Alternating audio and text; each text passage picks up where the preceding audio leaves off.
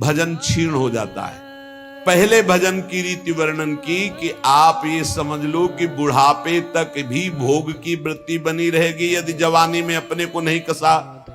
दूसरे की निंदा करोगे तुम्हारे सुकृत नष्ट हो जाएंगे, भक्तों की निंदा करोगे बहुत जन्म के सुकृत नष्ट हो जाएंगे, ईर्ष्या करोगे, क्रोध करोगे, अभिमान करोगे, भजन मार्ग में प्रवेश नहीं होगा, जलते रहोगे। अब भजन करने वाले का स्वभाव कैसा होना चाहिए? गंभीर।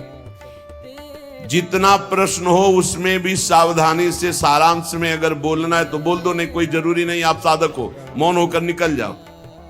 आपसे कोई पूछ रहा है श्री हरिवंश कै बजे सत्संग होता है, आपकी रुचि है तो बोल सकते हो, आपकी रुचि नहीं तो आप नहीं बोलो, कोई अपराध नहीं, क्योंकि आप नाम जप कर रहे हो, आप मौन व्रत लिए हो, आप उपेक्षा वाले मार्ग हो, सबकी उपेक्षा करना, तो इसमें आपको कोई दोष नहीं लगेगा। आपको है तो आप वहां जाकर पूछ लीजिए। ज्यादा बोलोगे तो प्रपंच बढ़ेगा, आप जाइए उन लोगों से पूछ लीजिए, मुझे ज्ञान नहीं, चल। या फिर बोले ही नहीं, मानो सुना ही नहीं, पागल जैसी चेष्टा करके निकल गए कि इसको सुनाई नहीं देता क्या? नहीं बोले। आपका भजन चल रहा है इसलिए कभी कोई अपराध नहीं बने। कोई बोला राधे श्याम आप उत्तर नहीं दे रहे तो आपको कोई अपराध नहीं, क्योंकि हर समय वो तो एक बार बोला राधे श्याम, यहां तो हर वृत्ति राधे श्याम में ही है। गंभीर स्वभाव, कोऊ था न पावे जहां नीर गंभीर। जैसे जहां अगाध जल होता है कोई था नहीं ले सकता, ऐसे ही साधक का अपना स्वभाव बनाना चाहिए। उच्च श्रृंखल स्वभाव नहीं बनाना चाहिए, बहुत बातचीत करने वाला स्वभाव नहीं, गंभीर, चुप, शांत।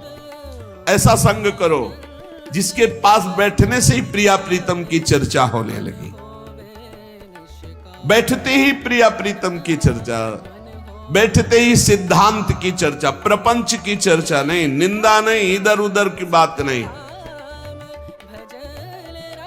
अगर हृदय मंदिर में ठाकुर का प्रादुर्भाव नहीं हुआ तो जीवन निरर्थक रहा, चाहे जो कुछ कर लो, हमारी बात मान लो। लाखों मंदिर देखे हैं, लाखों मंदिर भ्रमण में, जहां आसपास कबूतरों की बैठक हो गई है, कोई बिरला ऐसे कभी गया तो गया नहीं, ऐसे करोड़ों के मंदिर बने। अगर तुम्हारे हृदय मंदिर में प्रभु का प्रादुर्भाव नहीं तो कुछ बात नहीं बनी। और हृदय मंदिर के पट खोलते हैं गुरुदेव, रसिक गुरुदेव। एक बार चतुरदास जी नाम के एक महापुरुष अपने गुरुदेव की सेवा में रहते। बड़े भाग्यशाली होते हैं जो गुरु की सेवा प्राप्त हो जाती है, बड़े भाग्यशाली। रसिक गुरुदेव की सेवा, जैसे महापुरुषों की सेवा में जो रहते हैं उनको हम महापुरुष के समान ही मानते हैं। गुरुदेव के चरणों में बाद में प्रणाम करेंगे, मानसिक पहले गुरु चरणों की सेवा में रत रहने वालों को प्रणाम करते हैं। जब नजदीक वो किसी सेवा निमित्त नजदीक आते हैं तो उनके भर नेत्र चरण देखते हैं और उनके चरणों में बार बार प्रणाम करते हैं। क्यों? क्योंकि हमारे गुरु चरणों की सेवा में ये है। इनके चरणों की वंदना से, गुरु वंदना से भी अधिक लाभ प्राप्त होता है। जो हरिवंश उपासक सेवे सदा सेवूं ताके चरण विचारी।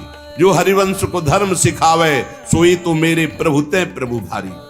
तो श्री चतुरदास जी अपने गुरुदेव की सेवा में रहते थे। बड़े अहोभाग्य है जिनको गुरुदेव के आज्ञा पालन करने का सौभाग्य मिलता है। उनके पुण्य की क्या महिमा, जिनको गुरुदेव आदेश करते हैं आप ऐसा कीजिए। अहोभाग्य, अहोभाग्य जिन्हें गुरुदेव की आज्ञा मिल गई। इन्हीं का नाम खोजी जी पड़ा, चतुरदास जी का नाम खोजी जी पड़ा। ये गुरुदेव जी के सेवा में, अब जैसे गुरुदेव लघु शंका कर रहे हैं तो पानी लिए खड़े हैं, गुरुदेव को हस्त प्रक्षाल, आचमन, आज्ञा कब क्या हो जाए तो जल की सेवा लिए खड़े थे। गुरुदेव जी लघु शंका में ही समीप बैठे। बड़ा भारी पीपल का वृक्ष दूर था तो वायु के द्वारा उसके फल और पत्ते, बीज सब पड़े थे। लघु शंका किए, हंसने लगे और हंसते हंसते हाथ प्रक्षालन किया, आचमन किया। तो इतनी जोर की मस्त मुस्कुराहट और हंसी थी। श्री चतुरदास जी ने, जिनको खोजी जी बाद में कहा गया, आचमन करा रहे तो कहा, गुरुदेव कोई मधुर प्रसंग प्रभु का याद आया या कोई घटना घटी? आप बहुत मुस्कुरा रहे हैं, बहुत हंस रहे हैं, इस समय बाह्य प्रसंग तो कोई ऐसा है नहीं। कहा, तू कैसा शिष्य है रे? सेवा में रहता और मेरी हंसी का कारण नहीं जान पाया? मैं क्यों हंसा, इतना भी तुझे ज्ञान नहीं? और मेरी सेवा में रहता है। कैसा शिष्य है जो गुरु के मन की बात न जान पावे, गुरु के इशारे के, गुरु के मनोभाव को न जान पावे, वो शिष्य ही क्या? चलो सेवा छोड़ो, मैं क्यों हंसा इसकी खोज करके आओ। अब बताओ, गुरुजनों की प्रति सेवा कर बहुत कठिन है, बहुत कठिन है। यहां कहा कि छोड़ो सेवा, मैं क्यों हंसा ये बताओ, आके खोज करो। अब गुरु आ गया,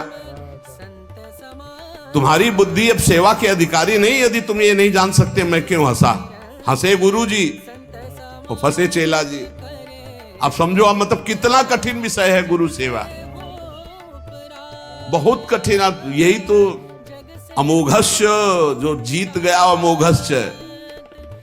तुम्हारी बुद्धि विवेक रहित है। जब तक तुम हमारे हंसने का कारण ज्ञात करके ना हो, तब तक तुम्हें हमारे पास कभी नहीं आना चाहिए।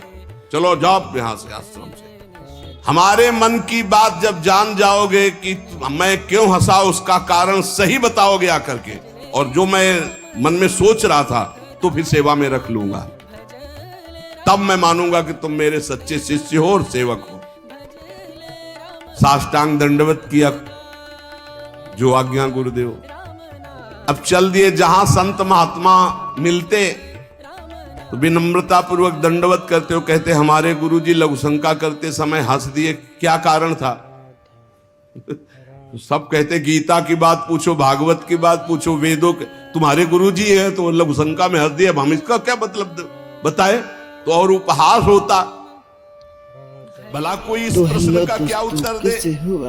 कोई सुलझे हुए महात्मा थे, उन्होंने कहा रामायण गीता भागवत का प्रश्न हो तो अभी मैं उत्तर दे दूं, लेकिन आपके गुरुजी लघु शंका कर